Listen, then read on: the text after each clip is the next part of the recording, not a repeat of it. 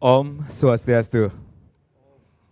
Pemirsa, kita baru saja memasuki tahun 2024. Tahun 2024 merupakan tahun politik karena pada tahun ini atau tepatnya pada tahun 2024 merupakan atau dilaksanakannya tahun pemilihan umum atau pemilu. Namun pesta demokrasi itu secara tidak langsung memberikan dampak dari sisi ekonomi karena 2024 porsi tantangan lebih banyak dibandingkan peluang. Nah, bagaimana geliat perekonomian Bali awal tahun 2024 kita akan angkat menjadi topik kita di Talkshow Merah Putih Bali Era Baru. Tentunya sudah hadir tamu-tamu saya, narasumber yang akan kita ajak berbincang-bincang mengenai topik kita pada kesempatan kali ini. Langsung saja saya sapa. Yang pertama ada Profesor Dr. Wayan Ramante SE MMAK. Beliau adalah seorang akademisi sekaligus pengamat ekonomi. Om Swastiastu, Prof. Kemudian kita juga sudah mengundang Dr. Andes Viraguna Bagus Oka MBA, seorang pengamat ekonomi. Om Swastiastu, Bapak.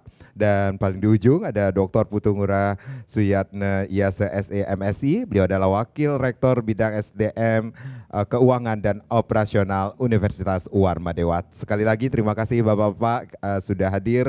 Tentunya kita akan membahas sebuah topik yaitu bagaimana geliat perekonomian Bali awal tahun 2024. Prof, saya mau tanya dulu di awal dikit sendiri. Secara umum ini Prof, kita baru saja memasuki mungkin beberapa hari ini kita masuki tahun 2024 nih.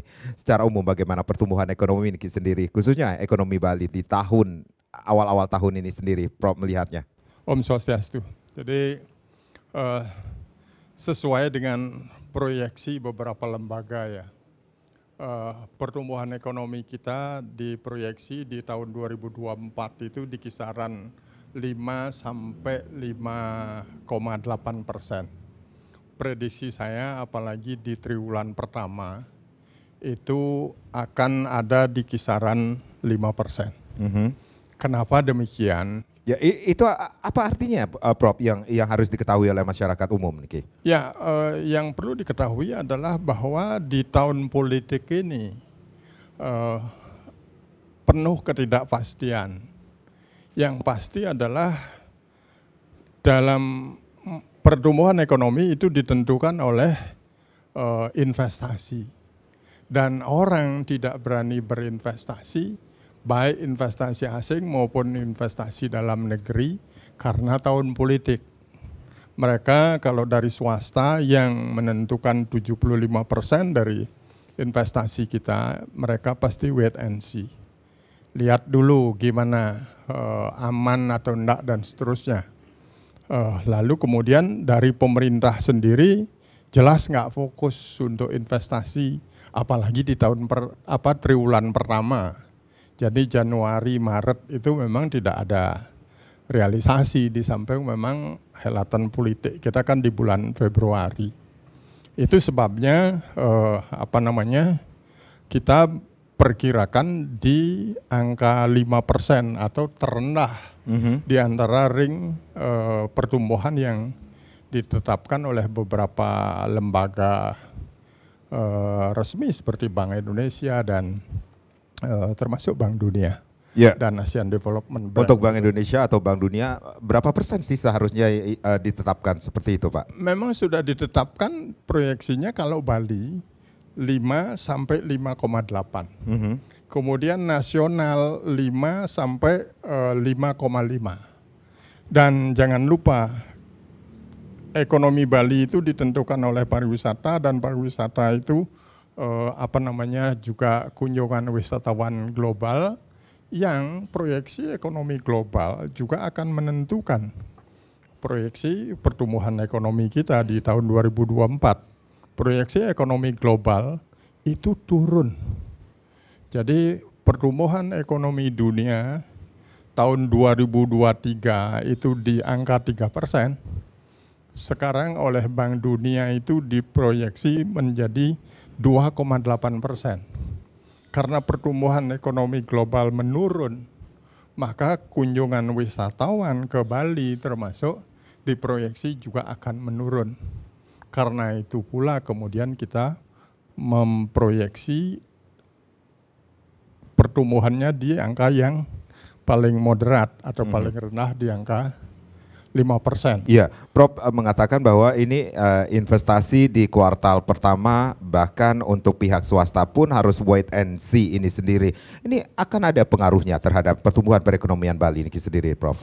Ada, sebagaimana yang saya katakan tadi bahwa yang namanya pertumbuhan ekonomi ditentukan oleh besaran investasi. Kalau investasi kemudian nggak ada, orang mengerem untuk investasi, ya berarti pertumbuhan tidak bakalan ada gitu. Jadi karena itu sebetulnya perkiraan saya di angka 5% itu sebetulnya astungkara gitu ya.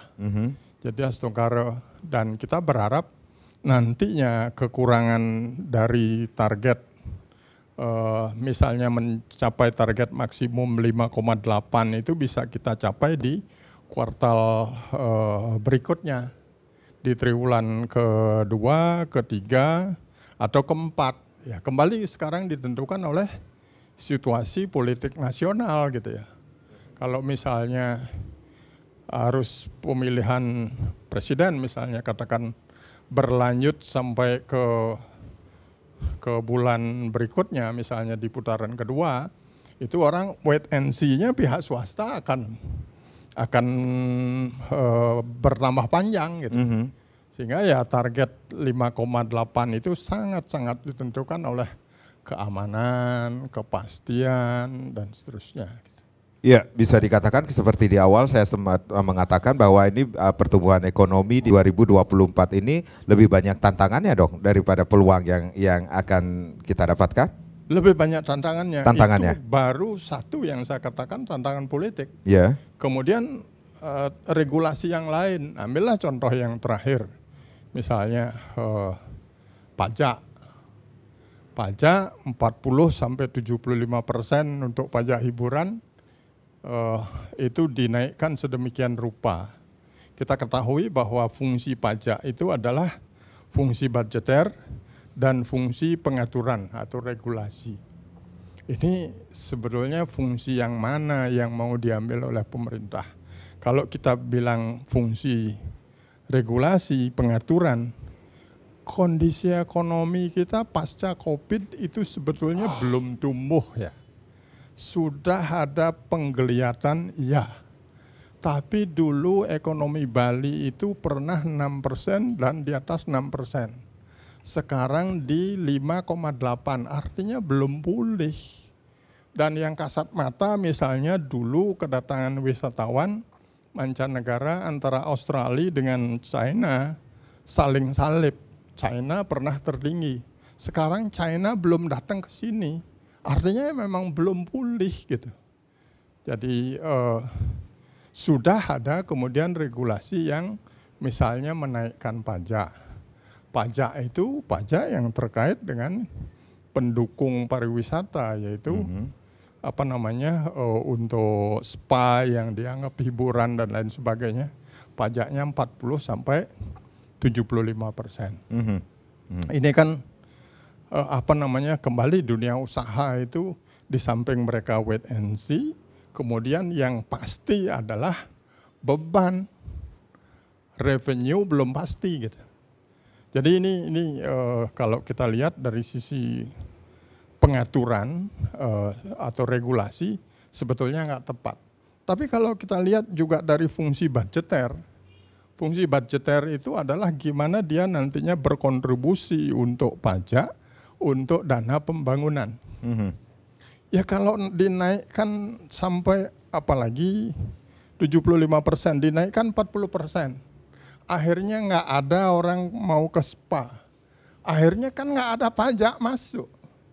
Berarti fungsi budgeternya juga nggak bakalan kena. Jadi sebetulnya dari fungsi manapun nggak kena ini. Gitu loh. Jadi dengan demikian kembali kaitannya dengan pertumbuhan ekonomi dari sisi regulasi, perpajakan, dengan ketidakpastian. Baik. Yang pasti kemudian yang mendorong capaian pertumbuhan ekonomi 5,8 hampir nggak ada. Belum lagi kita bicara sampah, kemacetan, kriminalitas yang semakin meningkat dan seterusnya. Ya, baik. Kita rehat sejenak, nanti kita akan lanjutkan lagi bagaimana geliat perekonomian Bali di awal tahun 2024. Pemirsa, jangan kemana-mana, kami akan kembali. Tapi tentunya setelah yang berikut ini.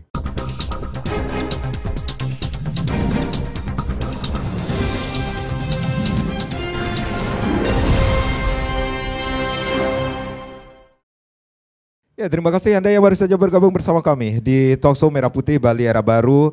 Bagaimana geliat perekonomian Bali awal tahun 2024. Kita masih angkat menjadi topik kita bersama narasumber yang sudah hadir tentunya. Saya ke Prof lagi nih Prof. Prof, dari apa yang Prof sampaikan tadi, berarti bisa dikatakan salah satu bisa dikatakan Niki sendiri tantangan yang harus kita hadapi di tahun 2024. Salah satunya adalah tahun politik, kemudian pajak. Dengan kata lain, kenaikan pajak ini akan menambah beban, seperti itu. Beban rakyat seperti itu, Prof.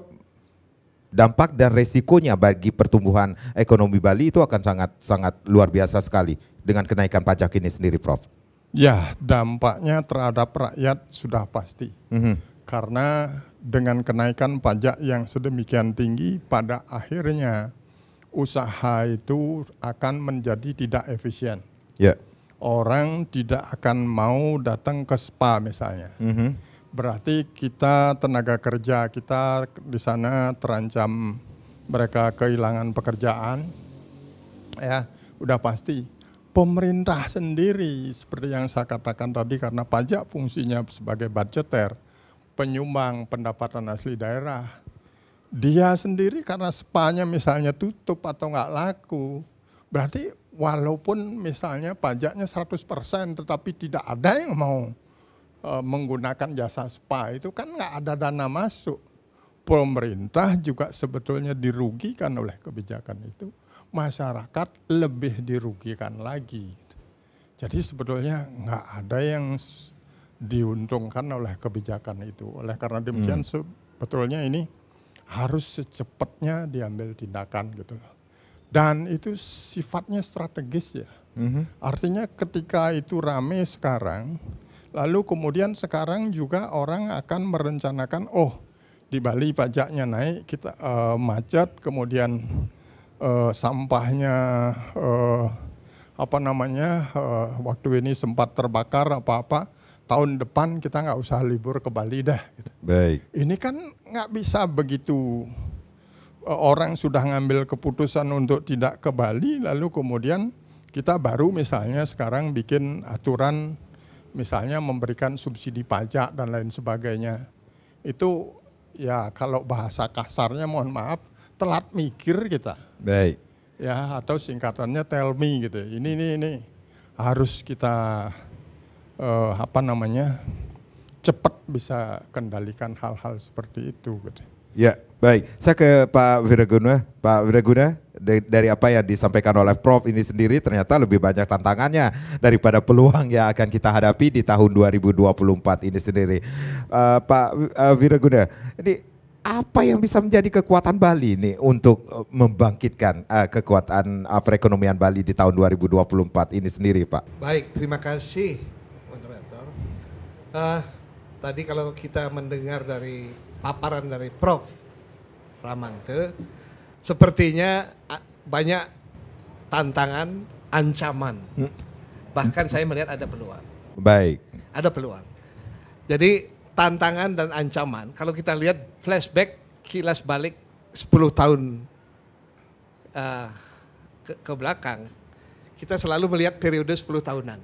Pertama 1988 sampai 1998. Di mana deregulasi, birokrasi daripada sistem keuangan perbankan mulai dibuka. Ternyata rambu-rambu dan persiapan kita tidak siap. Makanya terjadilah pada tahun 1998 krisis moneter. Menimpa Indonesia dan beberapa negara di Asia. Apa yang terjadi? Terjadilah krisis moneter yang begitu dalam di financial keuangan. Tapi apa yang terjadi dengan Bali? Bahkan Bali terus meningkat. Waktu itu pertumbuhan 7-8%. Periode kedua 98 sampai 2008. Itu periode yang juga tantangan buat dunia. Karena di 2008 muncul krisis namanya mortgage crisis. Waktu mortgage crisis dunia tertekan, terutama Eropa dan Amerika. Tapi apa yang terjadi di Bali? Justru mendapatkan kesempatan emas. Semua pendana atau investor Amerika dan Eropa itu bahkan lari ke Bali, bahkan Rusia dan seterusnya. Dan Bali kembali lagi menjadi permata, indah. Tumbuh Bali 7 dan sampai 8% bahkan waktu itu. Di atas nasional. Nah, siklus 10 tahun berikutnya 2008 sampai 2018, kondisi ini terus meningkat. Spekulasi, usaha-usaha kanibalisme muncul dan seterusnya, sehingga Bali ini betul-betul menjadi tumpuan harapan dunia. Bahkan harga-harga properti dan tanah pun jauh di atas kewajaran. Yang harga 1M per are di Sunset Road bisa menjadi 3M. Itu sudah di luar kewajaran. Peaknya itu 2015, 2016 sudah diingatkan. Bom waktu akan datang di siklus ke-10 tahunan yaitu 2018.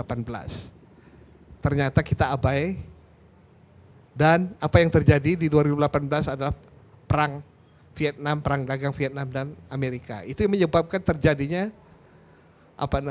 permintaan pariwisata kita anjlok. Ditambah 2019 datanglah badai yang sangat besar yang kita tidak harapkan, datang pandemi. Nah, siklus ini berjalan harusnya sampai 2018. Ternyata siklus 10 tahunan itu 2018 sampai 2028. Ternyata 3 tahun terakhir, 19 sampai 2023, kita mengalami ancaman yang akibat yang paling parah. Bahkan pertumbuhan Bali minus 9% menurut data. Nah, apa artinya pertumbuhan minus 9% di 2022 dan 2021 adalah pertama kali Bali menghadapi situasi itu. Tapi kembali lagi pasca pandemi berlalu 2022 akhir, ternyata reboundnya itu kembali membaik. Sebelum pandemi pertumbuhan pariwisata kita mencapai 7 juta per tahun. Setelah pandemi, sejak 2023 awal, itu pertumbuhan menjadi sampai hingga saat ini 5,7 juta per tahun. Artinya apa? Sudah ada rebound. Nah, harapan ke depannya, sebelum ke harapan, ancaman ke depan seperti dikatakan oleh Prof, kita akan menghadapi tahun politik yang begitu unpredictable. Kedua, perang antara Rusia dan Ukraina itu masih terus berlanjut. Itu situasi global. Sementara Palestina juga sedang menghadapi situasi yang tidak mudah. Yeah. Ketahanan pangan dunia sudah menjadi ancaman. Tapi astungkare, peluang yang kita lihat ke depan, ternyata dari data yang kita peroleh bahwa dengan kenaikan Wisman 5,7 juta, kita ditopang secara masif dari Wisdom yang melonjak, yang biasanya sebelum pandemi 3 juta per tahun, sekarang bahkan 6 sampai 7 juta. Ini yang sangat menggembirakan atau karena didukung oleh infrastruktur. Jadi bisa dikatakan ini pariwisata masih menjadi andalan? Masih bisa diandalkan karena Bali ini nampaknya masih tetap digandrungi oleh dunia. Walaupun prosentase Wisman-nya sedang bergerak ke atas dan Wisdom-nya juga berlipat-lipat karena dukungan infrastruktur yang lancar dari Jakarta maupun dari Jawa Tengah maupun daerah lainnya. Sehingga angkanya melonjak 2 kali lipat.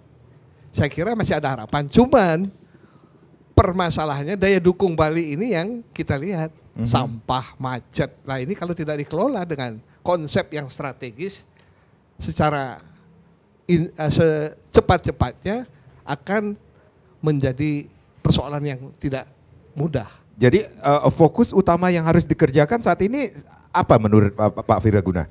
Harus ada terobosan yang cerdas. Saya mengusulkan tempo hari beberapa kali, Bali harus diberikan otoritas khusus pariwisata. seperti otoritas Batam, otoritas Labuan Bajo. Terutama untuk 3 aspek, imigrasi, pengelolaan entry ke Bali dari pelabuhan udara dan pelabuhan di Gilimanuk, serta investasi yang masuk Bali harus stay di Bali. Artinya investor menempatkan dananya di local bank di Bali instead of menaruh di Singapura ataupun di luar Bali. Ini yang kronis sejak lama. Investor banyak masuk ke Bali, tidak membangun Bali, tapi dia membangun di tempat lain karena dananya ditaruh di luar. Hanya usahanya yang digerakkan di Bali. Nah ini persoalan mendasar. Sehingga satu-satunya cara untuk bisa mengangkat pariwisata Bali adalah dengan mengedepankan usulan ke pusat. Mumpung pejabat gubernur saat ini adalah dekat dan pilihan daripada non-partai, dari Menteri Dalam Negeri. Sehingga akses untuk memohon otoritas khusus pariwisata Bali dengan 3 aspek tersebut, keimigrasian, pengelolaan bandara, dan investasi yang harus berbasis di Bali. Baik, baik. Saya ke Pak Ngurah dulu. Pak Ngurah, ini yang menarik sekali di tahun 2024 seperti yang disampaikan mungkin Prof dan juga Pak Wiraguna, banyak tantangan, ancaman, bahkan peluang yang harus kita ambil Niki sendiri. Terobosan yang cerdas itu yang diperlukan untuk menjadi fokus utama yang harus dikerjakan. Bagaimana dengan ekonomi kerakyatan yang selama ini? Apakah bisa menjadi kekuatan Bali di masa depan untuk pertumbuhan ekonomi di tahun 2024 ini sendiri menurut Pak Ngurah? Baik, jadi kalau kita bicara Bali ya, yang selama ini kita kenal dominan tuh di sektor pariwisata gitu. Jadi pariwisata itu kan sangat terintegrasi sebetulnya dengan sektor-sektor lain. Khususnya dia ada UMKM itu sebetulnya sangat dekat sekali ya, sangat erat dengan pariwisata. Kemudian ada pertanian sebagai supplier input yang diperlukan di sektor pariwisata. Yeah. Dan kalau kita lihat data Bali itu kan 98% itu UMKM.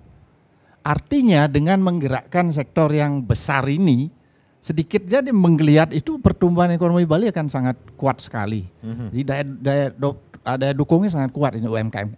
Nah, persoalannya kan ekosistemnya yang belum bagus ini.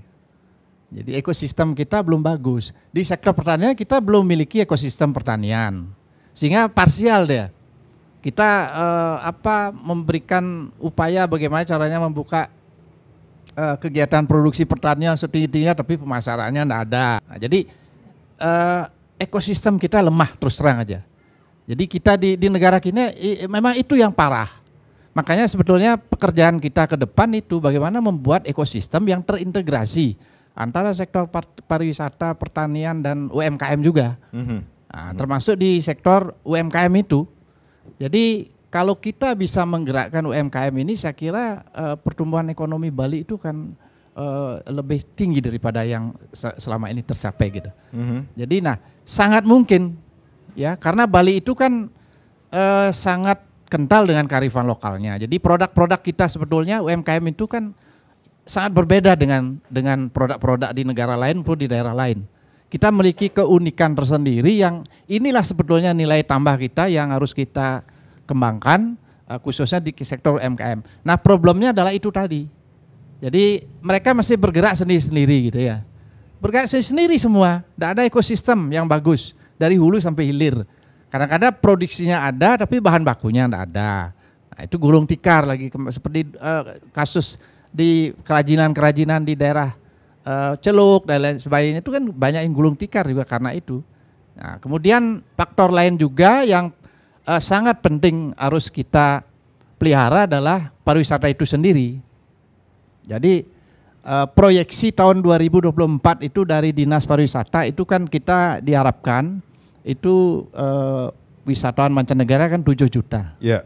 7 juta ya tahun 2024. Targetnya.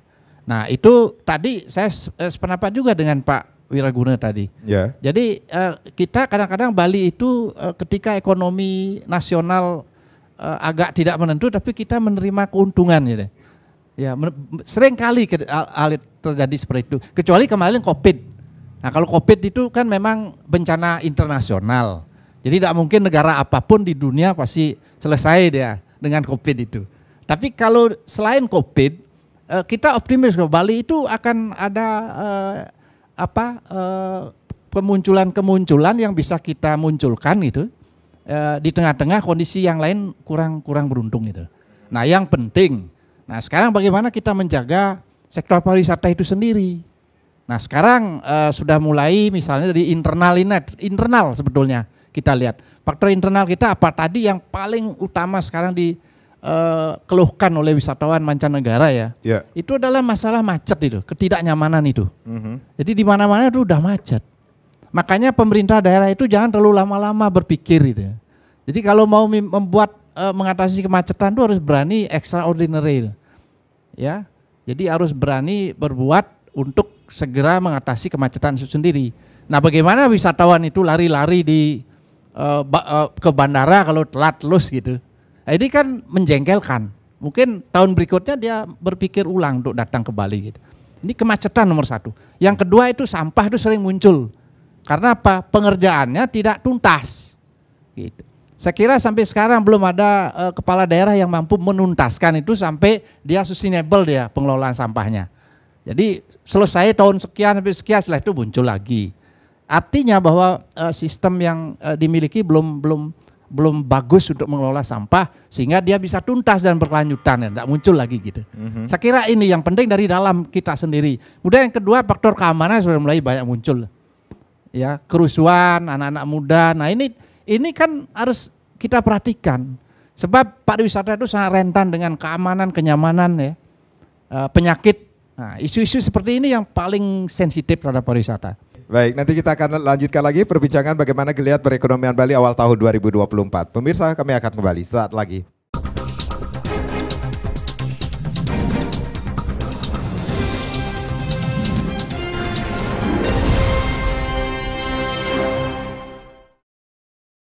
Ya, bagaimana geliat perekonomian Bali awal tahun 2024 masih menjadi topik kita di Talkshow Merah Putih Bali Era Baru. Saya ke Pak Viraguna dulu. Pak Viraguna, tadi ada yang menarik sekali, harus ada terobosan cerdas yang harus kita ambil untuk mengambil atau bisa dikatakan ketika kita berbicara tentang tantangan, ancaman, peluang ini.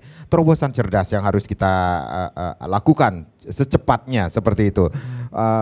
Pak Viraguna, ini kalau kita berbicara tentang pariwisata, masalah masih menjadi andalan seperti itu di tahun 2024 ini sendiri.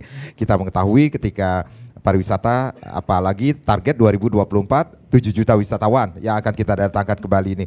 Nah, ketika mendengar bahwa ada beberapa daerah di kabupaten kota ini berlomba-lomba untuk menaikkan retribusi bagi daerah tujuan wisata ini, adakah dampaknya ini bagi pariwisata kita nantinya? Saya kira kalau terobosan yang kita lakukan dengan menerapkan otoritas khusus pariwisata Bali, itu 3 pilar utama. Ya. Pertama, keimigrasian. Kenapa keimigrasian penting? Untuk mengantisipasi filter-filter kualitas wisatawan yang akan masuk Bali, sehingga tidak ada lagi nanti perilaku-perilaku yang tidak sesuai dengan Trihita Karana atau kearifan lokal. Yeah. Itu keimigrasian yang kendalinya ada sepenuhnya di Provinsi Bali, dalam hal ini gubernur yang mengendalikan. Sehingga memastikan penyaringan wisatawan yang masuk Bali adalah sesuai dengan nilai-nilai kearifan lokal. Itu satu. Yang kedua, pengaturan atau otoritas di bidang pintu masuk airport. Kenapa? Ini adalah salah satu pintu masuk yang vital karena selama ini pengenaan visit on arrival kurang lebih $35. Itu masuk ke pusat.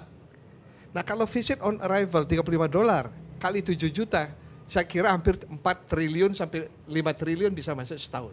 Sehingga Bali tidak perlu lagi mengandalkan dana alokasi umum yang dari pusat. Karena selama ini hasil pungutan dari visit on arrival itu ditarik ke pusat dan Bali hanya diberikan kurang lebih 20% dari jumlahnya. Ini tidak bisa lagi kita tolerir sehingga Bali memiliki otoritas khusus di bidang pengendalian. Di samping airport itu kita bisa kendalikan penggunaannya. Sekarang tenan-tenan yang ada di sana kan diatur oleh Angkasa Pura, oleh pusat. Di sini pemerintah Bali bisa mengatur bagaimana supaya optimal. Itu yang kedua. Yang ketiga, otoritas di bidang investasi. Investor-investor yang akan berinvestasi di Bali ada kewajiban untuk menempatkan dananya di local bank. Jadi itu salah satu syarat sehingga ada nilai tambah dari dana-dana yang ditempatkan di local bank untuk membangun Bali. Akhirnya dengan 3 hal ini kalau disetujuin ini sudah pasti sangat membantu. Karena kita meminta otoritas khusus, bukan otonomi. Otonomi itu sangat sensitif. Yeah. Otoritas bagaimana seperti Labuan Bajo. Direct flight-nya sekarang Labuan Bajo bisa langsung karena diberikan otoritas khusus oleh pemerintah. Karena Jokowi dengan program 10 destinasi pariwisata itu masuk di sana. Nah ini Bali sangat memungkinkan untuk mendapatkan otoritas khusus. Ya, Pak Wiraguna, kalau tadi ada otoritas khusus yang kita harapkan 3 pilar utama, keimigrasian, kemudian otoritas pintu masuk di bandara, kemudian juga di bidang investasi. Nah, ada yang menarik sekali akan ada kebijakan pungutan $10 itu sendiri. Itu akan berpengaruh juga kah untuk perekonomian Bali kita nantinya? Sangat berpengaruh, tapi terutama kepada pengusaha lokal. Pengusaha lokal. Pengusaha dalam negeri akan sangat terbebani seperti tadi Prof. Ramante katakan, SPA akan terkena 40% kurang lebih. Ini sangat memberatkan dan secara fisiologis pun akan tidak mengenakan, apalagi pungutannya di airport dikenakan. Wisman itu lebih senang kalau dikenakan pungutan itu sebelum mereka berangkat, ada kepastian. Tapi kalau dipungut di saat mereka tiba ini akan menyulitkan.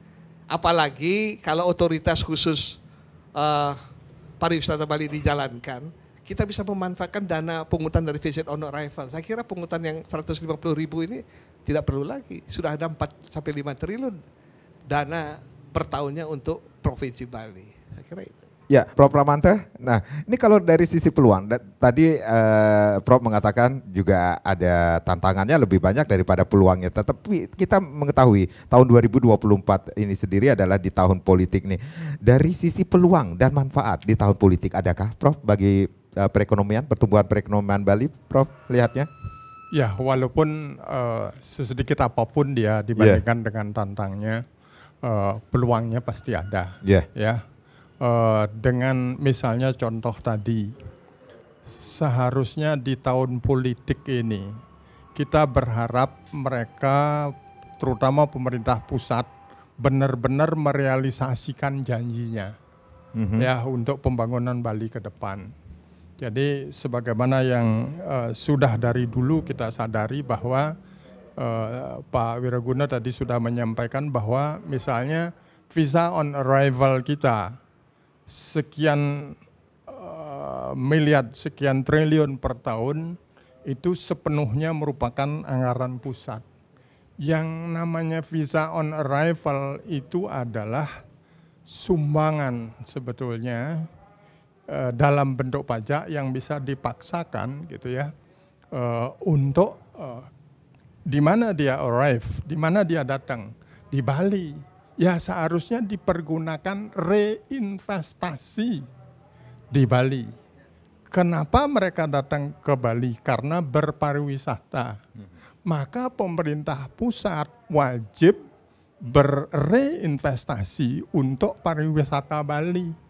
Yaitu dengan misalnya mengatasi kemacetan, menanggulangi sampah. Itu sebetulnya peluang gitu ya. Yang asal saja jangan dipolitisir atau penggunaannya jangan disalahgunakan gitu tanda kutip gitu ya. Tahu-tahu masuknya misalnya visa on arrival itu sekian triliun, penggunaannya misalnya kurang dari 50% untuk reinvestasi tetapi dipergunakan untuk tujuan yang lain gitu. Jadi kita berharap di tahun politik ini pemerintah pusat mulai menyadari bahwa reinvestasi itu sangat perlu gitu ya. Yang seperti misalnya dulu tertunda sudah menjadi proyek strategis nasional. bahwa untuk menyeimbangkan ekonomi Bali antara utara selatan, pembangunan airport itu kepres loh itu. Tahu-tahu kenapa begitu mendadak lalu batal. Yang kemudian kita akhirnya berharap lagi, sekali lagi untuk tujuan pariwisata yang mendatangkan devisa begitu banyak, yang menyerap tenaga kerja begitu banyak, tol Gilimanuk Mengui. Ya. Kenapa kemudian tidak direalisasikan? Urusan swastanya mundur, itu kan proyek strategis nasional yang dengan demikian pemerintah pusat harus ambil alih sebagaimana tadi disampaikan bahwa pariwisata untuk kedatangan wisatawan domestik itu bagus, terutama akhir tahun kemarin itu karena tol antara Jakarta sampai ke Banyuwangi itu udah hampir nyambung. Lalu kemudian yang Bali Gilimanuk ke Mengui bukannya belum jadi, sementara waktu sekarang nggak jelas. Nggak jelas. Ini kan seharusnya merupakan sekali lagi reinvestasi pemerintah untuk pariwisata. Lalu kemudian kalau di situ lancar, maka akhirnya nanti pendapat pemerintah juga akan meningkat gitu. Sehingga dengan demikian sebetulnya peluang masih ada, tinggal ada komitmen yang jelas enggak bagi pemerintah. Pertama pemerintah pusat untuk melakukan reinvestasi. Kemudian yang kedua adalah pemerintah daerah itu sendiri dengan menyadari misalnya kabupaten kota pajaknya 10% untuk hotel dan restoran. Lagi-lagi itu adalah pajak tidak langsung yang sebetulnya pajaknya itu dibayar oleh wisatawan yang menginap dan yang makan di restoran yang tujuannya adalah untuk kembali perbaikan infrastruktur di bidang pariwisata. Baik. Itu juga seharusnya kalau mereka menyadari reinvestasi ada peluang kita bisa memperbaiki infrastruktur. Baik. Kita akan lanjutkan lagi. Apakah pertumbuhan ekonomi di Bali khususnya yang belum begitu kuat di tahun 2024 ada hubungannya dengan akan berakhirnya kebijakan yang lainnya? Contohnya restrukturisasi dan juga relaksasi pada Maret 2024. Kami akan kembali saat lagi.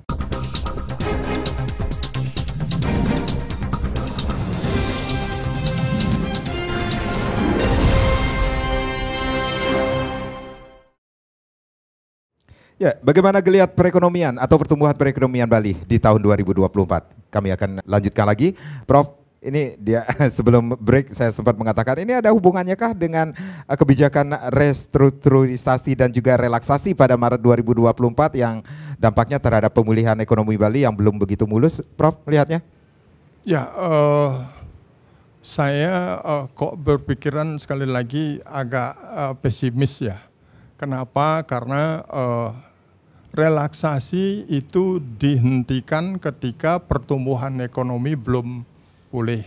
Ibaratnya bahasa Balinya baru meangsagan gitu ya, Prof? Ya, baru meangsagan baik sektor real maupun sektor keuangan ini akan mengalami masalah gitu ya. Dari sektor real itu sendiri yang namanya relaksasi kan penundaan kewajiban mereka ke tahun setelah relaksasi diberhentikan. Jadi bukan relaksasi itu bukan gratis gitu. Ditunda pelaksanaan kewajibannya. Lalu kemudian tahun-tahun setelah relaksasi itu dihentikan, maka pada saat itu mereka membayar dalam jumlah yang lebih besar. Nah, kalau kita lihat kemampuan sektor real sebagaimana tadi disampaikan bahwa misalnya sektor UMKM belum pulih benar, mereka sedang menata investasi, mereka sedang menata kembali karyawannya supaya ada pekerjaan. Jadi fokusnya untuk bayar tenaga kerja dulu, kemudian memperbaiki investasinya di bidang aktiva tetap supaya mereka bisa berinvestasi secara normal. Pada saat yang sama mereka kemudian berkewajiban untuk membayar kewajibannya di masa lalu yang terkena relaksasi. Jadi ini akan menyulitkan sektor real. Kemudian sektor perbankan, mereka struktur modalnya akibat relaksasi itu bagaimanapun juga ekuitas mereka, modal inti mereka pasti akan terganggu pada saat dilakukan relaksasi. Sebetulnya jawaban yang paling sederhana, jawaban dalam bentuk kata-kata gitu ya, kan setor modal ketika modal itu mengalami penurunan. Ya. Masa COVID gimana orang bisa nyetor modal gitu ya. Pemerintah aja sulit untuk nambah modal di store, di perbankan BUMN apalagi swasta. Ini mereka juga akan mulai akan mengalami kesulitan.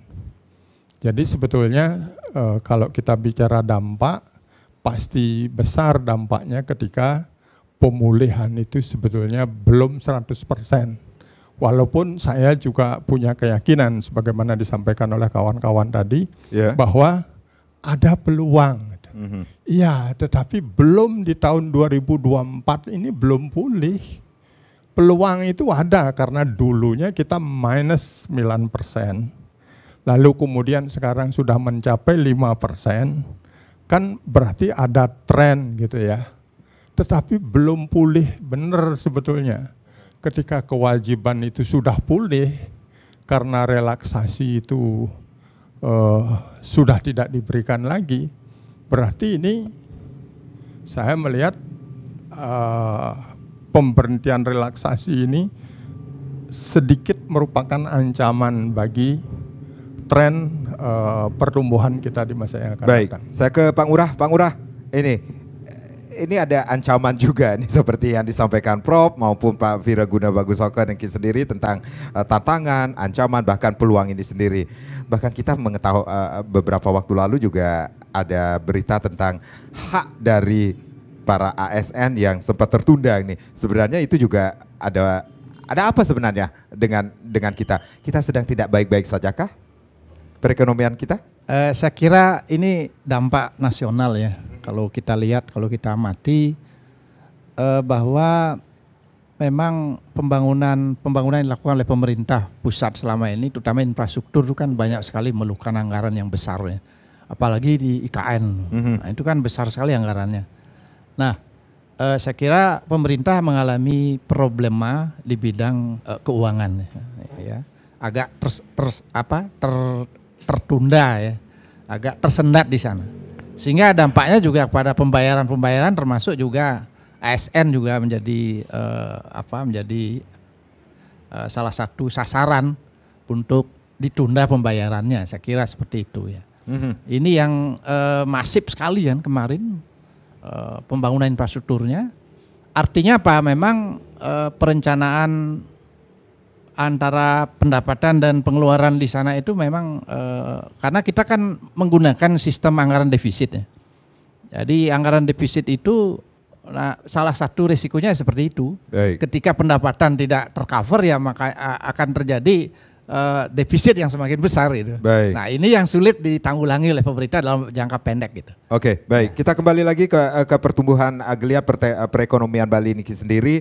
Kita mengetahui ini dengan konsep ekonomi Kerti Bali yang mempunyai 6 bisa dikatakan 6 sektor yang menjadi perhatian ini sendiri. Ini Bapak melihat bagaimana geliatnya yang memiliki 6 sektor unggulan ini sendiri? Apakah seperti tadi Bapak mengatakan bahwa ini UMKM, kemudian ekonomi kreatif dan sektor pariwisata yang tetap harus kita munculkan untuk mempertahankan pertumbuhan ekonomi? Iya, saya kira yang pertama memang meskipun di ekonomi Kerti Bali itu pariwisata itu ditempatkan di bagian terakhir itu ya, di balik gitu, pertaniannya yang di atas. Tetapi itu kan hanya istilahnya strategi saja gitu, strategi untuk menumbuhkan yang lain supaya yang lain maju ke depan gitu, khususnya pertanian gitu. Nah kalau kita lihat di tahun 2023 itu yang pertumbuhannya cukup bagus itu pertanian. Ya kemarin di masa COVID itu 3 tahun justru banyak komoditi-komoditi pertanian dan UMKM yang tetap meningkat pertumbuhannya. Nah, jadi inilah makanya ke depan pertanian ini memang harus terus didorong. Nah, sekarang kan ada ide dari Bapak Gubernur ya, pertanian ke depan tuh diarahkan pada pertanian organik. Itu. Nah, karena apa? Karena kalau kita tetap seperti sekarang, pertanian itu jangan harap kita akan bisa tumbuh dan berkembang sesuai dengan apa yang kita inginkan secara konsep maupun teori. Karena kelemahannya di sana sangat banyak, alih fungsi lahan. Itu tidak terkontrol. Dan itu sangat sulit dibendung. Aturan pun tidak akan mampu membendung di Bali itu. Ya, kemudian yang kedua, produktivitasnya memang rendah, selalu merugikan petani, nelayan itu selalu rugi. Ya, yang untung itu para istilahnya tuh broker itu yang lebih banyak menerima keuntungan. Jadi beberapa penelitian tuh selalu menunjukkan bahwa justru keuntungan yang terbesar tuh marginnya ada di sana. Petani selalu rugi gitu. Nah, ini harus didorong. Yang berikutnya juga UMKM itu. UMKM itu merupakan istilahnya kegiatan andalan bagi Bali yang tidak bisa dikesampingkan. Nah, ini didorong dengan ekonomi digital. Saya kira yang sekarang yang baru tumbuh dari 6 ekonomi unggulan di Bali kan itu.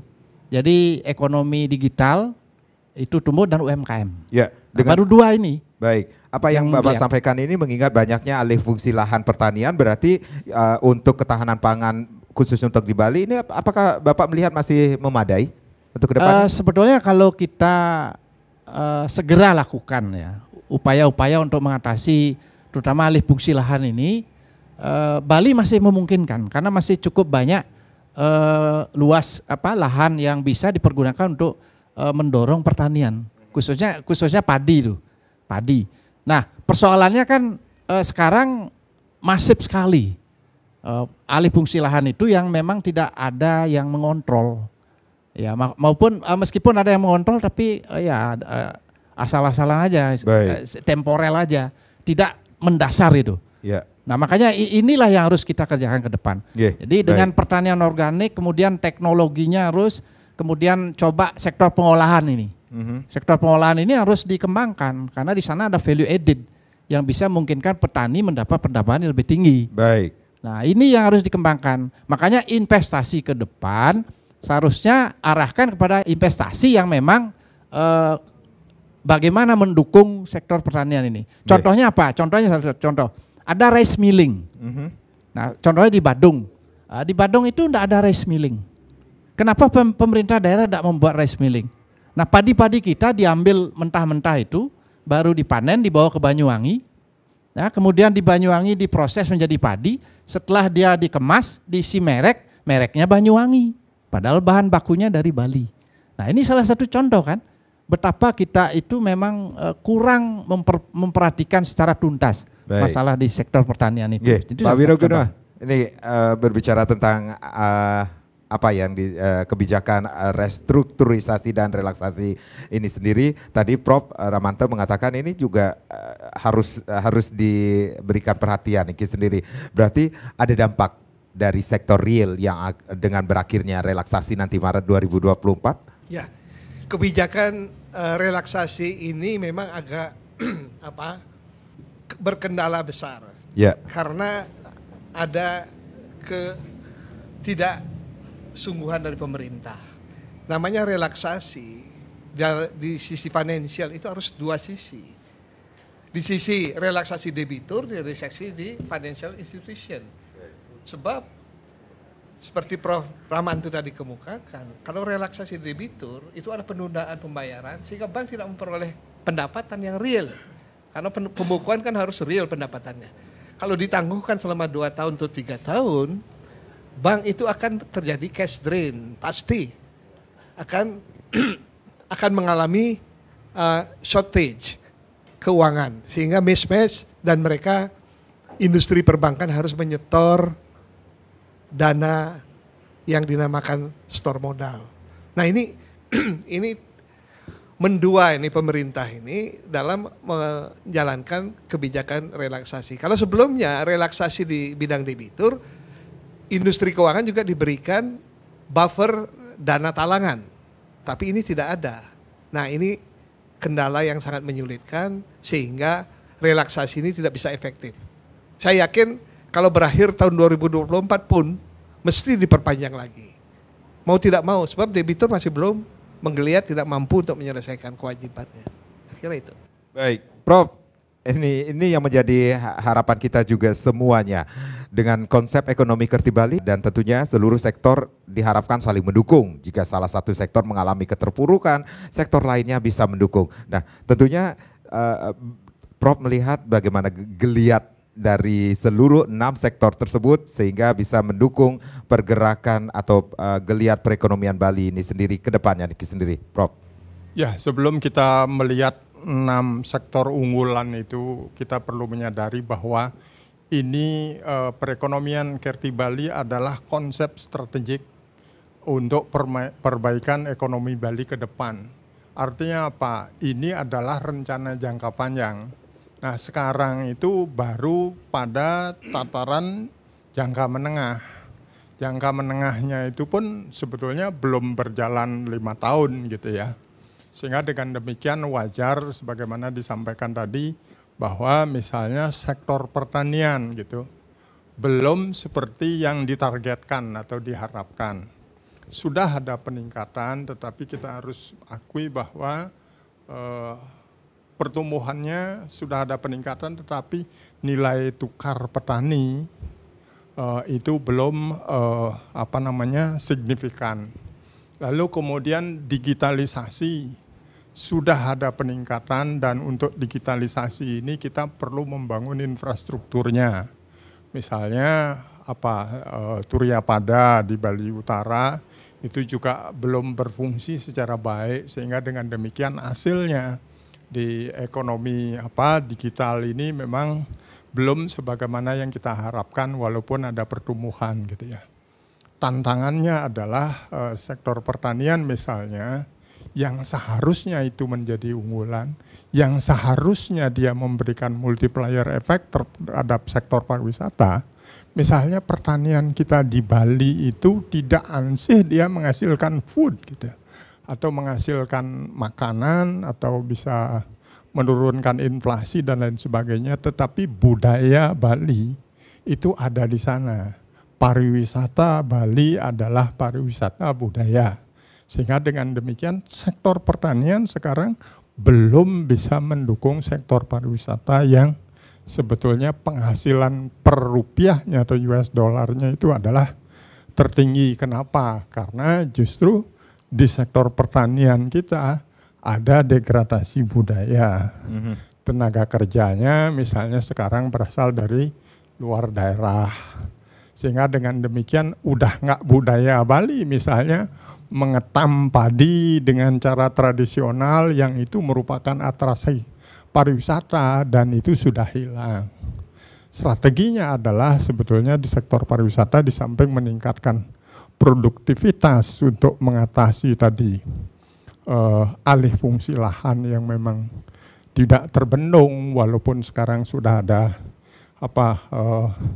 lahan pertanian yang dilindungi dan seterusnya, itu juga ternyata belum optimal mampunya. Adalah yang diperlukan adalah hilirisasi di sektor pertanian supaya petani itu bisa mencapai sejahtera atau petani itu bisa menikmati nilai tambah. Sebetulnya ya kebetulan aja ini sebetulnya saya sama Pak Wiraguna sudah memberikan contoh. Pak Wiraguna itu tanam sayur, tanam stroberi, kemudian langsung dijual di restorannya beliau atau anaknya. Itu nilai tambahnya itu bukan stroberi per kilonya sekian, tetapi stroberinya untuk hanya misalnya 1/10 kilo, tetapi dijadikan jus stroberi organik sebagaimana disampaikan tadi, kemudian harganya dimahalkan. Jadi pasca panen atau hilirisasi sektor pertanian itu langsung dilakukan oleh petani, itu langsung bisa dinikmati. Saya sendiri sebetulnya sudah 30 tahun juga bergerak di sektor pertanian, cuman memang saya bikin produk pertaniannya, kemudian saya olah sendiri, saya ekspor sendiri, ya nilai tambahnya memang produksinya dengan tarif rupiah, kemudian jualannya dengan US dollar. Jadi nilai tambahnya juga ada di perbedaan kurs dan seterusnya. Baik. Ini yang perlu dinikmati oleh petani kita secara massal di seluruh Bali. Jadi itu contoh sudah diberikan oleh Pak Wiraguno sendiri. Baik. Jadi seperti itu. Baik, baik. Tinggal ini memang massal ya, perlu massal. Misalnya contoh nih, petani kopi. Gimana anak-anak muda kita, dia bertani kopi, langsung kemudian dia menjadi barista nantinya. Jadi per cangkir 35.000 black cafe tanpa gula gitu misalnya 35.000. Tapi kopinya per kilonya itu murah sebetulnya. Baik, ini yang seperti disampaikan Pak Wiraguno ini sendiri, tantangan kita hadapi, ancaman juga kita hadapi, dan peluang kita ambil seperti itu untuk suksesnya atau perekonomian Bali ke depan tentunya. Prof, Pak Wiraguno, Pak Ngurah, terima kasih sudah sharing. Syamade Sekedar Karang, terima kasih. Kita berjumpa lagi di lain kesempatan. Om Santi, Santi, Santi Om.